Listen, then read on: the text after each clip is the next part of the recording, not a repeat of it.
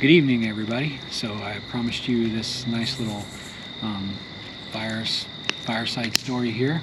So that's what we're going to do.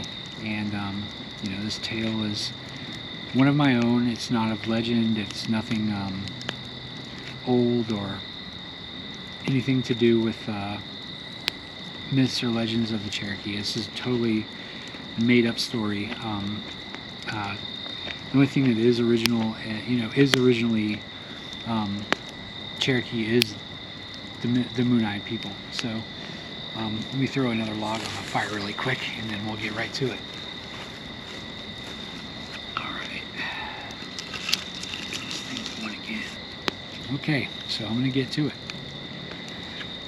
I have to read it. I'm not very good at reading, so I'm good at reading. Never mind. I'm good at reading, just not in the dark. As dusk set in and the sun sank low upon the tips of the tall and stoic trees, reaching forth towards the everlasting sky and beyond, the depths of which ablaze with hues of red, orange, and bluish black, the mighty warrior often wondered at the sight, as he sang his prayer, kneeling by the creek's edge, his hand cupped as he slowly submerged them into the crystal waters, sprinkling some on his brow and his chest. He continued his prayer for protection from evil spirits that come in the darkness and the shadows of night. As he finished his ceremony and opened his eyes, drying the last drops of water from his hands on his well-worn breechcloth, he whipped his head in surprise at the sound. The high shriek rattled within his head. His eyes grew wide with excitement and fear as he stood deathly motionless, anchored to the solid earth that lay before him. The shriek was of no animal, no human or beast. Slowly, an arm reached around and grasped a war club from his side. Like a breeze-blown limb, he lifted the club in front of his heart, then bravely by his side.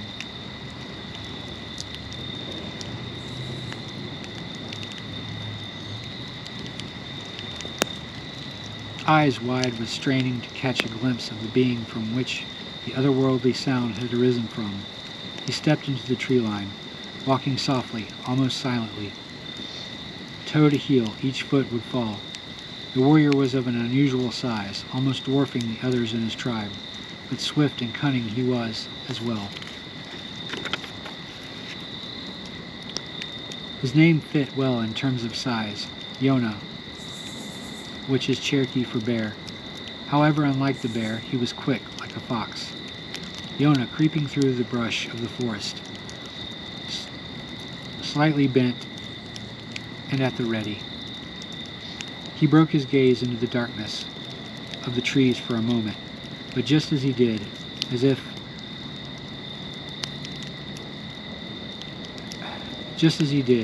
the unknown thing had seen him do it, he heard the snapping of twigs, and Yona knew it was headed towards him.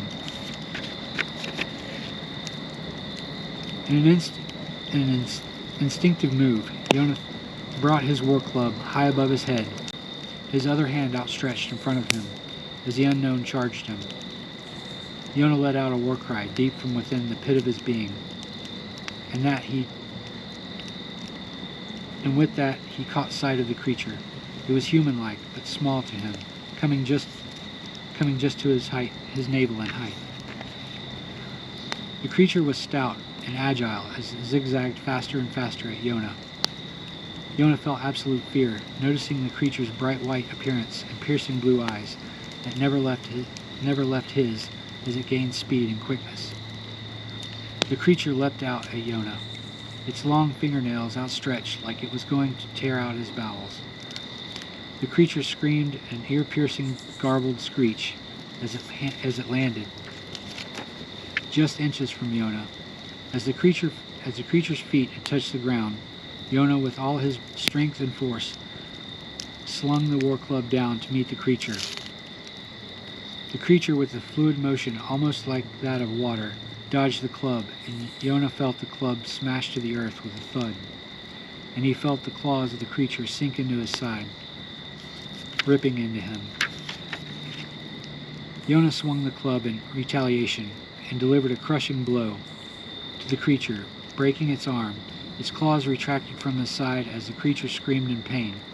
Looking Yonah in the eyes with its bright blue discs that were sunken within its head, it scrambled to its feet and ran, a white flash into the night.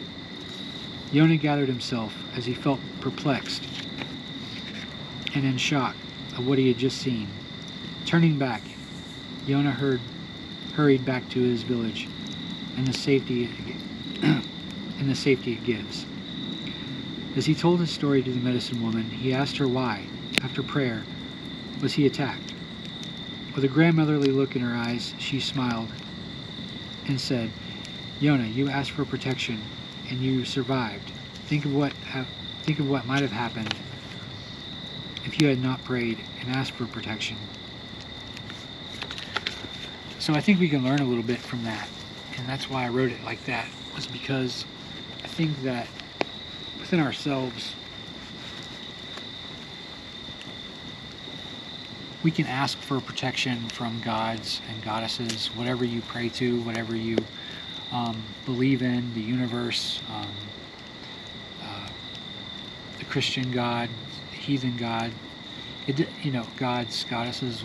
It doesn't matter what God you pray in. I just think that, religion in a whole is important for morality and things of that nature. And, we can even ask ourselves for guidance and protection from things in life that hurt us and that we fear.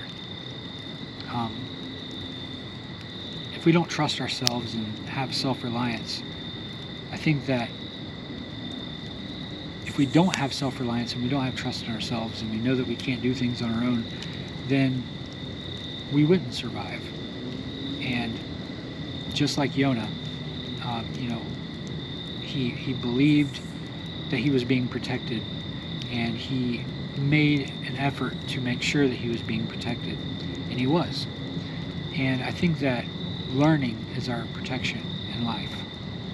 Learning what not to do, how not to be, or what to do and what to be in life within our own limits. I think that's what gets us through life. And I think it's very important to hold on to those things. Knowledge is power. And, knowledge is a lot more powerful than any weapon that can be produced. And I think that in life we need that weapon, especially in today's struggles and times and things that are going on. I think that we need knowledge more than pretty much anything. So don't let false knowledge destroy you. Don't let bad decisions destroy you. Learn from those decisions. Learn from your mistakes. Sure, they might hurt and they might cause fear in your life, but don't get that fight or flight, or don't get to flight, get to fight, and keep going on. And I hope you guys have an awesome Halloween. I hope that your kids get a lot of candy if you have kids. If not, I hope you get a lot of candy. And I hope that this was something that you guys enjoyed. If so, let me know, and I'll do some more Fireside stories. I like writing them. They're pretty fun. It's just hard to read in the dark, so I had to set up a little light over here. But I appreciate you guys watching and subscribing, and if you haven't subscribed, please consider doing so. And have a great Halloween and a great night, and I will see you guys on the next one. Stay strong.